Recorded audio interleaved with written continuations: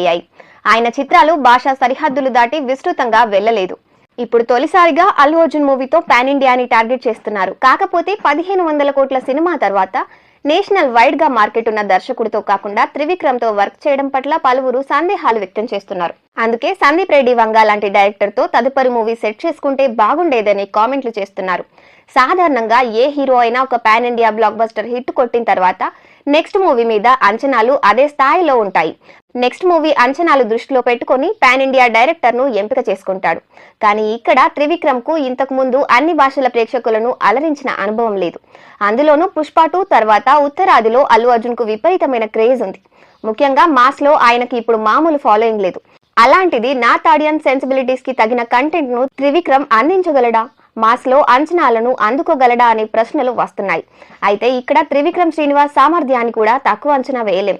దాదాపు టాలీవుడ్ స్టార్ హీరోలందరి